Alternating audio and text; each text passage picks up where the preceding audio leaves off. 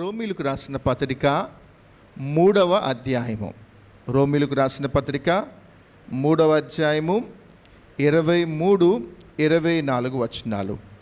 ఏ భేదమును లేదు, అందరూ పాపము చేసి దేవుడు అనుగ్రహించు మహిమను పొందలేకపోవచ్చున్నారు.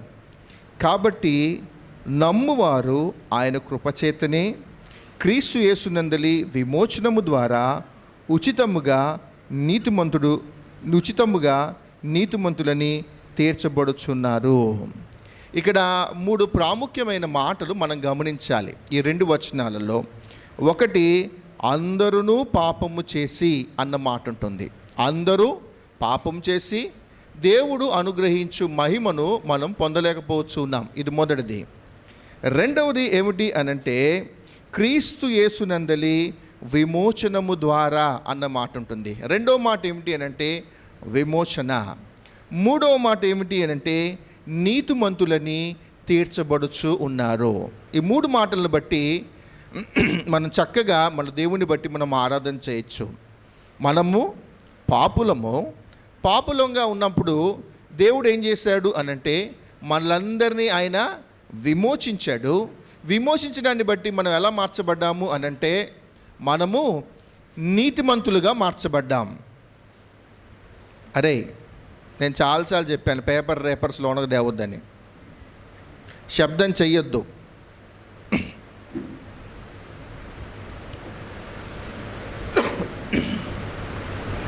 కనుక గమనించండి,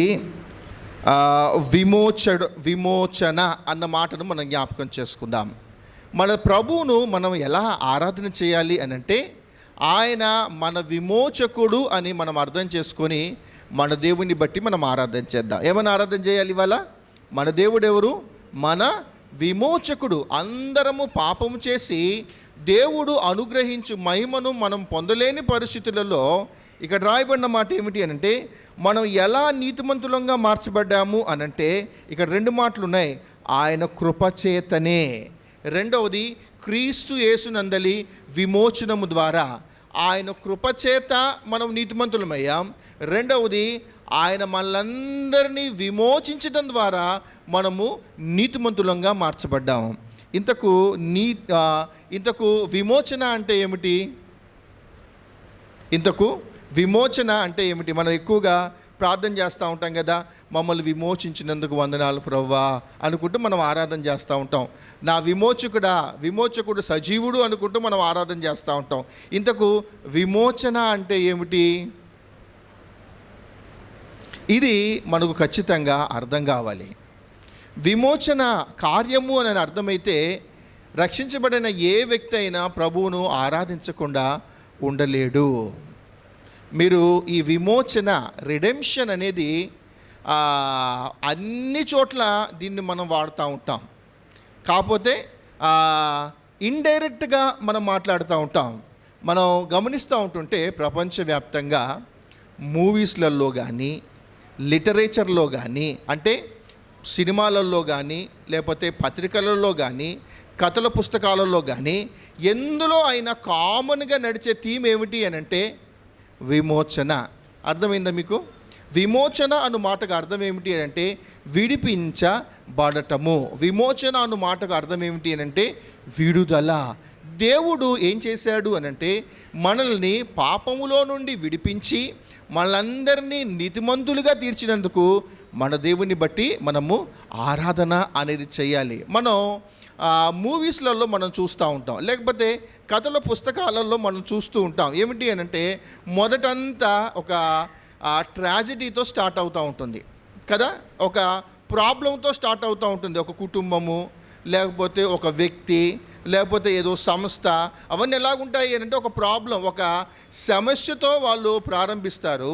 ముగింపు వచ్చేసరికి ఏం జరుగుతుంది అనంటే ఆ సమస్యల నుంచి వాళ్ళు విడిపించబడతా ఉంటారు. మానవులకు బాగా ఏది ఇష్టము అనంటే వాళ్ళు విడిపించబడాలి అనేది ఇష్టం. ఇలాంటి కంటెంట్ ఉన్నవి బాగా మానవులు చూస్తూ ఉంటారు. అదే నిజ జీవితంలో కూడా, లేకపోతే ఆత్మీయమైన జీవితంలో కూడా ఏం జరిగింది అనంటే మనమందరికీ విడుదలను అనుగ్రహించిన దేవుణ్ణి బట్టి మనం ఏం చేయాలి అంటే మనము ఆరాధన అనేది చేయాలి. మరొక మాట ఏమిటి అనంటే విమోచన అనంటే ఏమిటి అనంటే నేను రాసుకున్నాను, this is a legal declaration from God. అంటే ఏమిటి అనంటే లీగల్ ఏమంటారా? లీగల్ న్యాయపరంగా చట్టబద్ధంగా దేవుడు ఏం చేశాడు అనంటే మీరందరూ విడిపించబడ్డారు. Legal declaration. ఒక పేపర్ ఉంటుంది కదా, ఒక ఇల్లు కొనుక్కున్నావు అనుకోండి, అది నాది అనేది ఎలా తెలుస్తుంది? ఒక లీగల్ ఆ డాక్యుమెంట్ అనేది ఉండాలి. ఒక కారు కొనుక్కున్నావు అనుకోండి, ఒక లీగల్ డాక్యుమెంట్ అనేది ఉండాలి. ఒక బైక్ కొనుక్కున్నావు అనుకోండి, ఒక లీగల్ డాక్యుమెంట్ అనేది ఉండాలి. పెళ్ళైంది అనుకోండి, వీళ్ళిద్దరూ భార్యాభర్తలు అంటానికి ఒక లీగల్ డాక్యుమెంట్ అనేది ఉండాలి. విమోచన అనేది కూడా ఏమిటి అనంటే ఒక లీగల్ డిక్లరేషన్. దేవుడు ఏం చేశాడు అనంటే మీరందరూ విడిపించబడ్డారు అనే జరిగిన క్రియనే ఏమంటాము అనంటే విమోచన. దీనికి ఒక మంచి ఉదాహరణ నేను ఇదివరకు చెప్పాను, ఆయన మళ్ళీ మీకు చెప్పడానికి నేను ప్రయత్నం చేస్తాను. విమోచన అనేది మనం అర్థం చేసుకోవటం కొరకు ఈ ఇలస్ట్రేషన్ అనేది మీకు చెప్తూ ఉన్నాను. ఒక బాబు ఎప్పుడు సముద్రం ఒడ్డున తాను ఆడుకుంటూ ఉండేవాడు. ఆయనకు ఒక బొమ్మ ఉండేది, ఒక ఓడ లేకపోతే ఒక ఆ బాబుకి ఒక పడవ బొమ్మ అనేది ఉండేదన్నమాట. అదంటే అతనికి బాగా ఇష్టం. చక్కగా ప్రతిరోజు తాను ఆడుకుంటూ ఉండేవాడు. ఒకరోజు అలా పెట్టి ఆయన కొంచెం ఒడ్డు దగ్గరకు వచ్చి మళ్ళీ ఇలా వచ్చేలోపు నీళ్ళు వచ్చేసాయి. ఆయన ఆడుకుంటున్న పడవ ఏదైతే ఉందో అది కొట్టుకొని వెళ్ళిపోయింది. చాలా బాధపడ్డాడు ఆ బాబు, చాలా ఏడుస్తూ ఉన్నాడు. ఇంటికి వచ్చి చాలా బాధపడుతున్నానా, నా పడవ పోయింది, నేను దాన్ని ఎంతగా ప్రేమిస్తూ ఉండేవాన్నో, రోజు ఆ పడవతోనే నాకు చాలా టైంపాస్ అవుతూ ఉండేది అని అంటే, సర్లే నాన్న మనం ఏం చేస్తాం, అది వెళ్ళిపోయింది కదా, ఇక మళ్ళీ తిరిగి రాదు, అది సముద్రంలోకి కొట్టుకొని వెళ్ళిపోయింది, దాన్ని మళ్ళీ తిరిగి సంపాదించుకోవటం అనేది చాలా కష్టతరము అని అన్నప్పుడు సరే అని తాను నెమ్మదిగా కోలుకుంటూ ఉంటున్నప్పుడు ఆ బాబు ఒక దినాన్న మార్కెట్కి వెళ్తాడు. మార్కెట్కి వెళ్ళినప్పుడు అక్కడ తాను ఆడుకుంటున్న బొమ్మ అక్కడ కనిపిస్తుంది. ఒక ఆయన ఆ పడవని ఇలా పెట్టేసి దాన్ని అమ్మటానికి ప్రయత్నం చేస్తూ ఉంటుంటే ఈ బాబు పరిగెత్తుకుంటూ వెళ్ళిపోయి ఇది నాది అని అంటాడు. ఇది నీదెందుకు అయిద్దయ్యా, ఇది నాకు సముద్రంలో దొరికింది, చాలా ఎక్కడో మధ్యలో ఉన్నప్పుడు కనపడితే దాన్ని నేను తీసుకున్నాను, ఇది నీది కాదు అనంటే, అంకుల్ ఇది నాది, సరే నీకు కావాలి అనంటే నేను నీకు డబ్బులకు అమ్మేస్తాను రా అని అన్నాడు. ఏమన్నాడు? నీకు కావాలి అనంటే నేను దీన్ని డబ్బులకు అమ్మేస్తాను రా అని చెప్పాడు. సరే అంకుల్ అనుకొని తను ఏం చేశాడు అనంటే తన దగ్గర ఉన్న వెల ఎంతైతే ఉందో, తన దగ్గర ఉన్న డబ్బు ఏదైతే ఉందో అతనికి ఇచ్చేసి దాన్ని తిరిగి సంపాదించుకోవటము అనేది ఏమిటి అంటే విమోచన. తప్పిపోయిన దానిని మళ్ళీ వెల ఇచ్చి దానిని సంపాదించుకోవటాన్ని ఏమంటాము అనంటే విమోచన, లేకపోతే విడుదల అన్నమాట మనం గమనిస్తూ ఉండాలి. చాలా డెఫినిషన్స్ అనేవి మనకు కనిపిస్తూ ఉంటాయి. రిడెంప్షన్ అన్న మాటకు అర్థం, విమోచన అను మాటకు అర్థం ఏమిటి అనంటే, పిల్లలు రాసుకోండి, టు బై అగైన్ అంటే ఏమిటి అనంటే క్రయధనం ఇచ్చి తిరిగి కొనుక్కోవటం, ఇది మొదటిది. రెండవది ఏమిటి అనంటే విమోచన అనంటే టు సెట్ ఫ్రీ అనంటే బానిసలుగా ఉన్న వారిని స్వతంత్రులుగా చేయటము అనేది విమోచన. మూడవది విమోచన అంటే ఏమిటి అనంటే to deliver from a great danger అంటే ఘోరమైన ప్రమాదంలో నుంచి తప్పించబడటము అనేది విమోచన. ప్రతి ఒక్కరము ఇవాళ మనం ఆరాధన చేయాలి అనంటే యేసుక్రీస్తు ప్రభువారు వెల ఇచ్చి మనలందరినీ ఆయన తిరిగి మనల్ని కొనుక్కున్నాడు. యేసుక్రీస్తు ప్రభువారు అపవాదికి మనం బానిసలంగా ఉన్న మనల్ని ఆయన ఏం చేశాడు అనంటే మనల్ని స్వతంత్రులుగా చేయటము అనేది విమోచన. యేసుక్రీస్తు ప్రభువారు ఏం చేశారు అనంటే మనము ఘోరమైన ప్రమాదంలో ఉన్నప్పుడు అనంటే నిత్య నరకాగ్నిలోకి సమీపంగా ఉన్నప్పుడు ఆయన ఏం చేశాడు అనంటే దానిలో నుంచి విడిపించటము అనేది విమోచన. యేసుక్రీస్తు ప్రభువారు ఆత్మాస్వరూపి అయి ఉండి కూడా రక్త మాంసాలు ధరించుకొని భూమి మీదకి రావటానికి గల కారణం ఏమిటి అని అంటే క్రిస్మస్ సెలబ్రేషన్ చేసుకోవటానికి కాదు. యేసుక్రీస్తు ప్రభువారు దేవుడై ఉండి ఆత్మాస్వరూపి ఉండి రక్త మాంసాలు ధరించుకొని భూమి మీదకి రావటానికి గల మెయిన్ రీజన్ ఏమిటి అని అంటే టు రిడీమ్ అస్, మనలందరినీ విమోచించటానికి వచ్చిన దేవుడు. అందుకని మనం ఏం చేయాలి అంటే నా విమోచకుడా అని మన దేవుణ్ణి బట్టి మనము ఆరాధన చేయాలి. ఎందులో నుంచి మనల్ని విమోచించాడు? మళ్ళా చెప్తున్నాను, అందరూ పాపము చేసి దేవుడు అనుగ్రహించు మహిమను పొందలేని పరిస్థితుల్లో ఉన్నప్పుడు దేవుని యొక్క మహాకృప చేత ఆయన మనల్ని విమోచించడం ద్వారా ఆయన మనల్ని ఏం చేశాడు అనంటే నీతిమంతులుగా మార్చాడు. మనల్ని విడిపించటం మాత్రమే కాదు, ఆ దేవుడు పాపిగా ఉన్న మనలందరినీ, అనీతిమంతులుగా ఉన్న మనలందరినీ నీతిమంతులుగా తీసినందుకు మనం ఏం చేయాలంటే మన దేవుని బట్టి మనం ఆరాధన చేయాలి. అయితే ఒక ప్రశ్న మనం వేసుకోవాలి, మనము నీతిమంతులుగా ఉంటున్నామా? ఒకప్పుడు అంటే అనీతిమంతులము, ఇప్పుడు మనము నీతిమంతులుగా మనం ఉంటున్నామా? ఒకప్పుడు అంటే అపరిశుద్ధతలో ఉన్నాము, ఈ దేవుడు మనల్ని పరిశుద్ధతలోనికి తీసుకొని వచ్చాడు, ఇప్పుడు పరిశుద్ధంగా మనం జీవిస్తూ ఉన్నామా?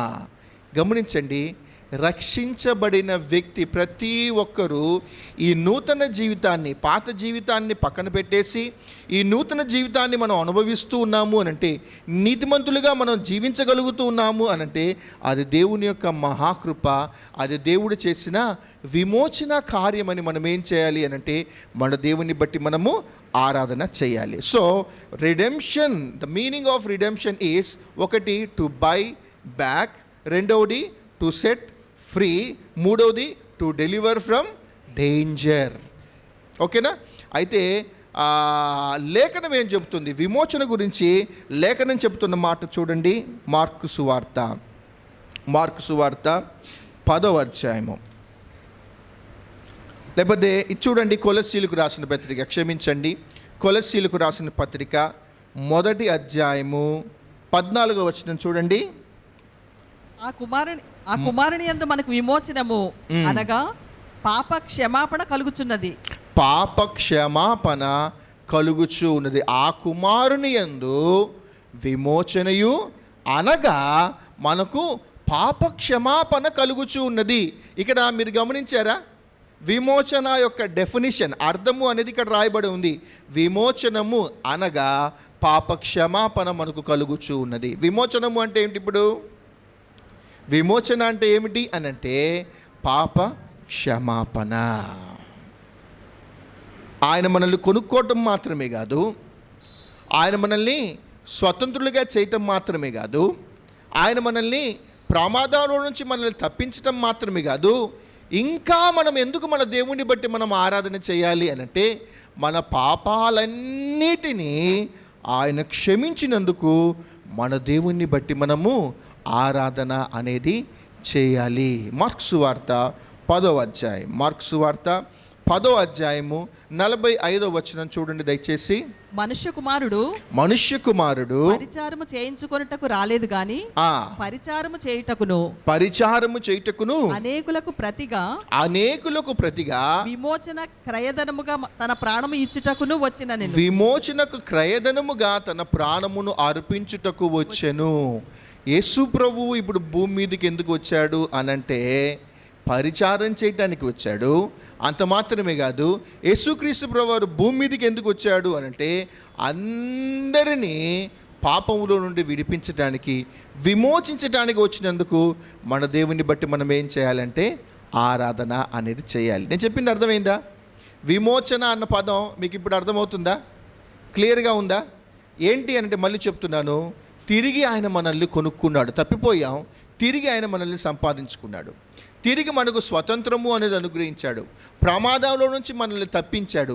అంత మాత్రమే కాదు, పాప క్షమాపణ అనేది అనుగ్రహించి ఇక మళ్ళీ మీరు మళ్ళీ అలా జీవించకండి అయ్యా, నీతిగా జీవించండి అని పరిశుద్ధాత్మను మన హృదయంలోకి పంపించి, లేఖనాలను మనకు పంపించి ఆయన ఏం చేశాడు అనంటే ఈ విధంగా జీవించండి అని మనకు నేర్పిస్తూ ఉన్నాడు. అందుని బట్టి మనం ఏం చేయాలి అనంటే మన దేవుని బట్టి మనము ఆరాధన అనేది చేయాలి. అయితే చూడండి, ఇలా రక్షించబడిన వ్యక్తులందరూ గురించి కొన్ని పాత నిబంధనలో ఒక విమోచన అనేది మనం చూస్తాము.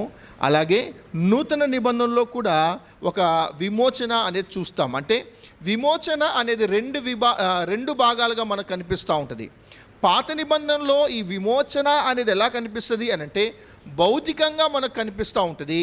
నూతన నిబంధన దగ్గరకు వచ్చేసరికి విమోచన అనేది ఆత్మీయంగా మనకు కనిపిస్తూ ఉంటుంది. భౌతికంగా ఆలోచన చేసేటప్పుడు ప్రభు ద్వారా ఎవరెవరైతే విమోచించబడ్డారో వాళ్ళందరూ ఎంత చక్కగా ఆరాధన చేశారో చూడండి. విమోచించబడిన వాళ్ళు దేవుణ్ణి ఎలా ఆరాధన చేశారు. 107వ కీర్తన 2-3 వచనాలు చూస్తే విమోచించబడిన వాళ్ళు లేకపోతే వేటి నుండి దేవుడు మనల్ని విమోచించాడు అనేది మనకి ఇక్కడ స్పష్టంగా అర్థమైంది. 107:2-3 వచనాలు చూడండి. యెహోవా విమోచించిన వారు ఆ మాట పలుకుదురుగాక. విరోధుల చేతిలో నుండి ఎలా విమోచించాడు అనంటే ఇక్కడ కొన్ని రీజన్స్ చెప్తున్నారు. ఏంటి అనంటే విరోధుల చేతిలో నుండి ఆయన విమోచించిన వారును తూర్పు నుండి పడమటి నుండి ఉత్తరము నుండి దక్షిణము నుండి నానా దేశముల నుండి ఆయన పోగు చేసిన వారును ఆ మాట పలుకుదురుగాక. వారు అరణ్యమందలి ఎడారి త్రోవను తిరుగులాడుచుండిరి. నివాసపురమేదియు వారికి దొరకకపోయేను. ఆకలి దప్పుల చేత వారి ప్రాణము వారిలో సొమ్మసిల్లెను. వారు కష్టకాలమందు యెహోవాకు మొరపెట్టిరి. ఆయన వారి ఆపదలో నుండి వారిని విడిపించెను అన్న పదాలు మనకు కనిపిస్తూ ఉంటాయి. ఇవన్నీ ఏమిటి అనంటే దేవుని చేత విమోచించబడిన వాళ్ళందరూ ఆ దేవుడు మనల్ని వేటిలో నుండి మనల్ని విడిపించాడు అనేవి మనకి ఈ భాగంలో మనకు కనిపిస్తూ ఉంటాయి. పాత నిబంధన యొక్క విమోచన అనేది మనం గమనిస్తూ ఉంటున్నప్పుడు అక్కడ ఏం చూడొచ్చు అనంటే దేవుని యొక్క శక్తి అనేది మనకు కనిపిస్తూ ఉంటుంది. దేవుడు వాళ్ళని ఎలా పోషించాడు, దేవుడు వాళ్ళని ఎలా భద్రపరిచాడు అనేది మనకు కనిపిస్తూ ఉంటుంది. ఎర్ర సముద్రాన్ని ఎలా దాటిస్తూ వెళ్ళాడు, యోర్దాను నదిని ఎలా దాటించుకుంటూ వెళ్తూ ఉన్నాడు, ఎరుకో గోడలను ఎలా కూల్చివేసేసి ఆయన వాళ్ళని బయటికి తీసుకొని వస్తూ ఉన్నాడు, వాళ్ళు అరణ్యంలో ఉన్నప్పుడు దేవుడు వాళ్ళకి ఎలా తోడుగా ఉన్నాడు. ఇవన్నీ చూస్తూ ఉంటున్నప్పుడు ఈ విమోచన అనేది ఎలా కనిపిస్తుంది అనంటే భౌతికమైన విమోచన అనేది మనకు కనిపిస్తూ ఉంటుంది. ఆ విమోచనను మనం గమనిస్తూ ఉంటున్నప్పుడు దేవుని యొక్క శక్తి అనేది మనం చూస్తూ ఉంటాం. అలా విమోచించిన దేవుడు ఇలా మాట్లాడుతున్నాడు చూడండి. యెషయా గ్రంథం 44వ అధ్యాయం 44వ అధ్యాయము 21-23 వరకు చూడండి. 21 నుండి యాకోబు ఇశ్రాయేలు వీటిని జ్ఞాపకం చేసుకొనుము. నీవు నా సేవకుడువు, నేను నిన్ను నిర్మించితిని. ఇశ్రాయేలు, నీవు నాకు సేవకుడువై ఉన్నావు. చాలను మంచు విడిపోవునట్లుగా నేను నీ అతిక్రమములను మబ్బు తొలగునట్లుగా నీ పాపములను తుడిచివేసి ఉన్నాను. నేను నిన్ను విమోచించి ఉన్నాను, నా యొద్దకు మళ్ళుకొనుము. ఇక్కడ దేవుడు చెబుతున్న మాట గమనించండి. నేను మిమ్మల్ని మళ్ళీ కొనుక్కున్నాను, నేను మిమ్మల్ని స్వతంత్రులుగా చేశాను, నేను మిమ్మల్ని ప్రమాదంలో నుంచి నేను మిమ్మల్ని తప్పించినప్పుడు మీరు ఎన్నో అరణ్యాల గుండా, ఎన్నో కొండల గుండా, ఎన్నో ప్రమాదకరమైన స్థలాల గుండా మీరు వెళ్తూ ఉంటున్నప్పుడు అక్కడ నేను మీకు తోడుగా ఉన్నాను. ఇప్పుడు అంటున్నాడు ఆయన, మంచు విడిపోవునట్లుగా నేను నీ అతిక్రమములను, మబ్బు తొలగునట్లుగా నీ పాపములను తుడిచివేసి ఉన్నాను. నేను నిన్ను విమోచించి ఉన్నాను, నా యొద్దకు మళ్ళుకొనుము. దేవుని యొక్క ఒకే ఒక ఆశ ఏమిటి అనంటే అన్ని ప్రమాదాల నుంచి నేనేం చేశాను అనంటే మీ అందరినీ నేను విడిపించాను. ఇప్పుడు మీరు చేయాల్సిన పని ఒకటే, ఏంటంటే నా వైపు తిరగాలి. దేవుని వైపు తిరిగి మనం ఏం చేయాలి అనంటే దేవుని బట్టి మనము ఆరాధన అనేది చేయాలి. దేవా, మీరు మమ్మల్ని విమోచించినందుకు వందనాలు ప్రభువా అనుకుంటూ మన దేవుని బట్టి మనము ఆరాధన అనేది చేయాలి. సో ఈ పాత నిబంధన అంతా మనకి ఎలా కనిపిస్తుంది అని అంటే భౌతికమైన విడుదల, విమోచన అనేది కనిపిస్తూ ఉంటుంది. అవి గమనిస్తూ ఉంటున్నప్పుడు దేవుని యొక్క శక్తి సామర్థ్యాలు అనేవి మనకు కనిపిస్తూ ఉంటాయి. అలానే నూతన నిబంధన దగ్గరికి వచ్చేసరికి ఈ విమోచన దగ్గర మనకేం కనిపిస్తుంది అని అంటే దేవుని యొక్క అన్కండిషనల్ లవ్ అనేది కనిపిస్తుంది. ఓల్డ్ టెస్టిమెంట్లో దేవుని యొక్క పవర్ అనేది కనిపిస్తుంది. న్యూ టెస్టిమెంట్లో దేవుని యొక్క లవ్ అనేది కనిపిస్తుంది. గమనించండి, దేవుని యొక్క ప్రేమను గురించి మనం గమనిస్తూ ఉంటున్నప్పుడు ఈ విమోచన అనే కార్యం చేసేటప్పుడు ఇక్కడ నేను ఒక మాట చెప్తున్నాను. ఈ దేవుడు ఎలా మార్చబడ్డాడు, ఈ దేవుడు ఎలా మార్చబడ్డాడు, ఈ విమోచన అనేది జరిగిస్తూ ఉంటున్న క్రమంలో యేసుక్రీస్తు ప్రభువారు మనకి ఎలా కనిపిస్తున్నారు అనేది చూసుకొని మన దేవుని బట్టి మనము ఆరాధన అనేది చేద్దాం. మళ్ళీ చెప్తున్నాను, ఓల్డ్ టెస్టిమెంట్ అంతా గాడ్స్ పవర్ అనేది కనిపిస్తూ ఉంటుంది. కానీ న్యూ టెస్టిమెంట్ దగ్గరికి వచ్చేసరికి అదే దేవుణ్ణి మరొక కోణంలో మనం చూస్తూ ఉంటాం. ఆయన పరలోకంలో ఉండాల్సిన వాడు, ఆయన పరిశుద్ధంగా ఉండాల్సిన వాడు, ఆయన సర్వశక్తిమంతుడైన దేవుడు, ఆయన ఆత్మాస్వరూపి అయిన దేవుడు ఇప్పుడు రక్త మాంసాలు ధరించుకొని భూమి మీదకి ఎందుకు వచ్చాడు అనంటే, మళ్ళీ చెప్తున్నాను, ఇందాక చదివాం, పరిచర్య చేయటానికి ఆయన వచ్చాడు. రెండవది పాపంలో నుండి మనల్ని విడిపించటానికి అంటే విమోచించటానికి వచ్చాడు.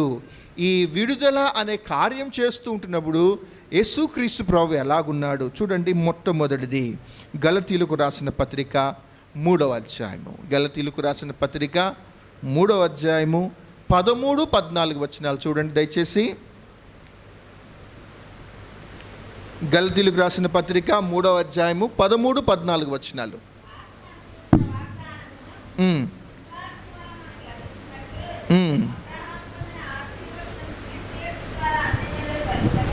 అబ్రాహాముకు పొందిన ఆశీర్వచనము క్రీస్తు యేసు ద్వారా అన్యజనులకు కలుగుటకై క్రీస్తు మన కోసము శాపమై.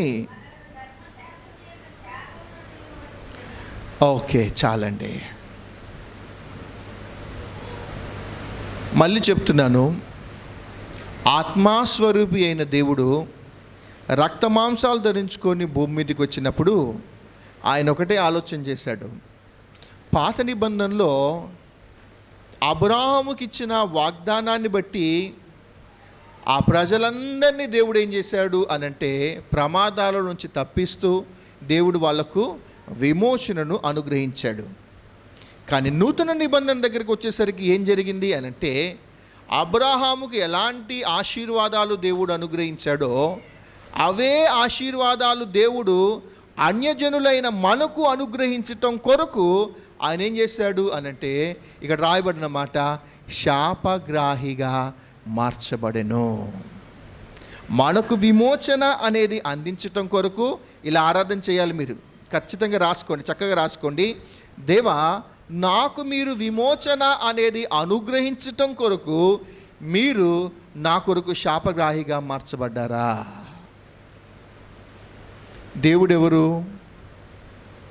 దేవుడెవరు అనంటే ఆశీర్వాదమునకు కారణభూతుడు. అబ్రాహామును పిలిచి ఏమన్నాడు అంటే, ఇక్కడ అబ్రాహాముకు ఏ ఆశీర్వాదం అయితే ఇస్తున్నానో అదే అన్యజనులమైన మీకు కూడా ఇవ్వాలి అనేది దేవుని యొక్క ఆశ. దేవుడు ఎవరు అనంటే ఇక్కడ మనం గమనిస్తే ఆయన ఆశీర్వదించే దేవుడు. అబ్రాహాముకి ఇచ్చిన వాగ్దానం ఏమిటంటే, నిన్ను ఆశీర్వదించిన వారిని నేను ఆశీర్వదిస్తాను, నిన్ను శపించే వారిని నేను శపిస్తాను అన్న దేవుడు. సేమ్ అదే ఆ వాగ్దానము అన్యజనులమైన మనకు కూడా అది ఆమోదించబడాలి అని దేవుడు మనల్ని ఎలా చేశాడంటే మనల్ని కూడా ఆశీర్వదించాలి అనుకున్నాడు. ఇప్పుడు ఆశీర్వాదాలన్నీ ఇప్పుడు ఎవరి చేతుల్లో ఉన్నాయి? దేవుని చేతుల్లో ఉన్నాయి. కానీ ఇప్పుడు ఈ విమోచన దగ్గరకు వచ్చేసరికి దేవుడు మనల్ని ఆశీర్వదించటం కొరకు ఇక్కడ ఆయన ఎలా మార్చబడ్డాడు అంటే శాపగ్రాహిగా మార్చబడ్డాడు.